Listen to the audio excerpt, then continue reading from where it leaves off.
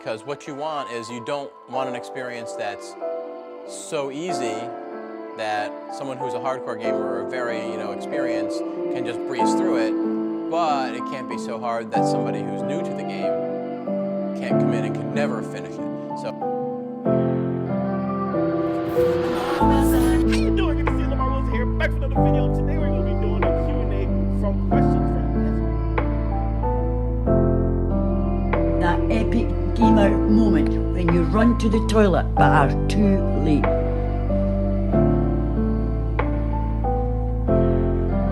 Whoops!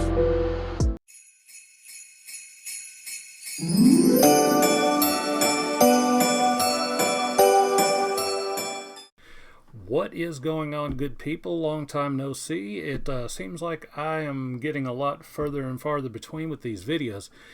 Honestly, last time around, it was some personal stuff going on. This time, it's that time of year, like the holidays. They get busy, they get frantic and hectic for every one of us.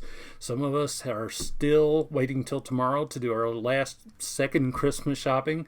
Others, like myself, are pretty well done. I'm like 99.9% done. I just have to get a little Secret Santa gift for a coworker, and then I will be all wrapped up. But anyway, how have you been? Hopefully well. This has been a rough week, as the intro to this video highlighted.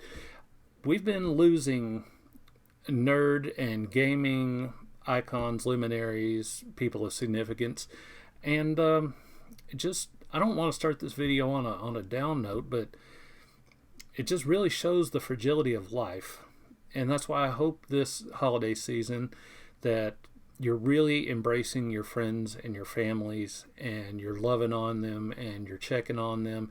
You're seeing if they're okay, if they're not, if you can lend a helping hand, and just showing that little bit of love, because you never know. Sometimes one little kind act, and it may seem insignificant to you, but it could mean the world to somebody else. One of the three people who passed, unfortunately, is said to have taken himself out. Lamar Wilson, and it's really sad, because on the surface it seemed like he had everything in the world going for him. He had a successful YouTube channel. He was very popular, very funny guy, very relatable, and that came across in his videos. And it just goes to show you never know what battles people are fighting behind the scene. And I don't want to speculate on what led him to that. I mean, none of us can ever really know. In the end, that's only between him and his maker. But I suspect not necessarily the pressures of keeping up his channels and his online presence, but that may have played a role. But some people, they just feel so pressured by life that it just drives them to a dark place. And I hate that for him. The guy had a lot of life ahead of him, but it was sad. And like I said, life's fragile, so enjoy it while we're here. Love your loved ones. Tell them you love them. It may seem a little weird to some of your friends, but man, you'll never regret showing love to people. Anyway, let's get on with this video. This season for video game hardware manufacturers has been absolutely brutal and record-breaking, and not in a good way. As it turns out, hardware sales as a collective have fallen to a 30-year low. Let that sink in. That's going back to the Super Nintendo era, right? They haven't been this bad. Now, you can always expect when hardware reaches a certain age, when they're reaching the near the end of their cycle, as the PlayStation 5 and the Xbox Series X are, that hardware sales are going to dip a little bit. But you have to factor into this equation sales of Nintendo's Switch 2, a brand new console just launched a few months ago, and it's not selling well. Folks, I have in my entire adult life never seen a readily accessible and available new piece of gaming hardware on the shelves 2 days out from Christmas. As you can see in this photo here, I was in my local Walmart just yesterday. They had piles of them. I didn't take a picture at Target, which I went there too. They had the same thing going on. You can just walk into any store right now and buy a Switch 2, and you got to think that has to suck for scalpers, especially the ones that I think anticipated this console being hotter than it is. And so far, the Switch 2 is not exactly doing gangbusters. So what is causing this precipitous drop-off in sales of gaming hardware? Again, collectively, we're at like 1.6 million units moved, and that hasn't been seen in decades. The biggest argument that a lot of these console manufacturers are making is, well, it's the tariffs. I think that may play a role, sure, but I don't think it's that major of a role, not as big as they make it out to be. And another is that, well, anything involving microchips is being gobbled up by the AI industry. Okay, again, fair enough. But the thing about gamers is, if you offer them something that they really want, they'll cough up money. They will. I mean, that's why you've seen cats that will plunk down $400 or $500 for these glow-in-the-dark, pristine collector's editions with statues and books and autographs and all this other stuff. They will spend it, but they're not willing anymore. Now, I am as big a proponent of capitalism as an economic system as you will find. However, I'm not naive enough to believe that it does not have its own baked-in flaws. However, those flaws are usually in the long run self-corrected by the market. But the biggest flaw is just, well, flat-out greed. The problem is, at the end of the day, regardless of your industry, there's one customer base. There's one pie, so to speak. And all these companies are vying for a piece of that pie. And the whole point of capitalism is, of course, to make as much money as you can, to get a biggest slice of that pie as you can get. And when you want a bigger slice of the pie, historically, you've had to give the consumer base a reason to cough up the extra money to make that happen for you. But ever since the internet age of gaming really kicked off, we've seen game developers and hardware manufacturers absolutely losing their ever-loving minds. They've just been getting more heavy-handed, whether it's with DRM or not releasing full discs on games, or in the case of Nintendo now with the Switch 2, those silly key cards that don't even really have the game on them, which I guess is their sad attempt at giving you a physical product without really giving you everything that's supposed to historically have come with a physical product. And gamers they're doing the unthinkable. They are saying no more.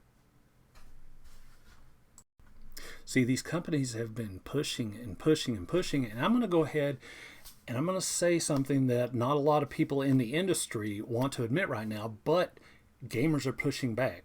And they're not doing it with hashtags. They're not doing it with outrage threads and tweets. They're doing the one thing that actually scares the life out of any industry, and they're saying, no, you've taken enough, and you haven't given back enough, and we're over it.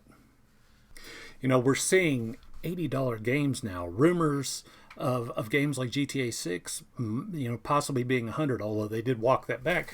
And we're not even talking about special editions here. We're not talking about collector's versions with books and steel books. We're talking about just the games.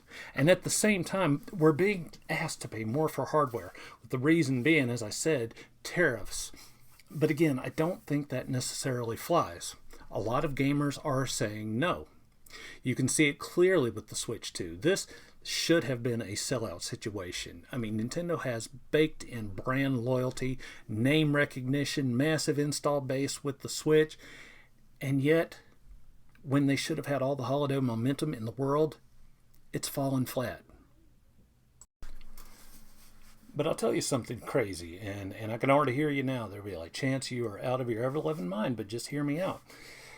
When you have a situation in which the industry is just constantly trying to nickel and dime the consumer base without giving them much in return for it, the company or companies that stand up and offer a little incentive often will take that and run with it. And that's why, and you're gonna laugh, but just hear me out, I think that Microsoft are poised to run away with it in the next console cycle. Before you, just hear me out. The reason being, the rumors are right now that Microsoft are planning to remove the paywall for online multiplayer. You remember how that was on the PlayStation 3? It was like you all you had to do was buy the game. You had to own the console, you had to buy the game, and you could play online multiplayer all you wanted for free. And it wasn't perfect, but it definitely was a better value proposition for people that really enjoyed online multiplayer. And that's why you saw Steam get such a major foothold in the PC side of things.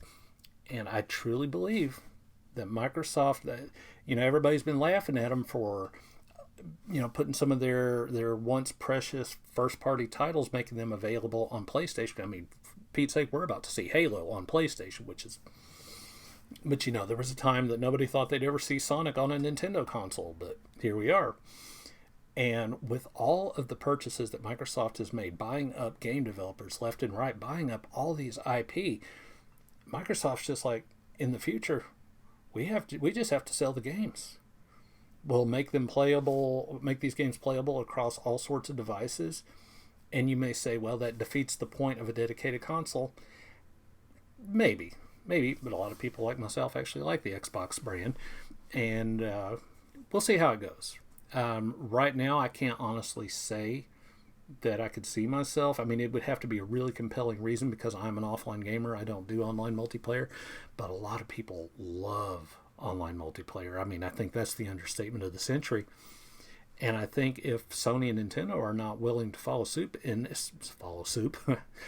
you can tell I got food on my brain. If they're not willing to follow suit and they keep their multiplayer behind a paywall, I'm just saying, you've got Microsoft over here being the company that's actually trying to give something back, trying to entice, trying to give players a reason to come back. Mark my words. You'll come back here in about 5 or 6 years, and you're going to be like, dadgummit, Chance, you were right. I'm like, I know I was right.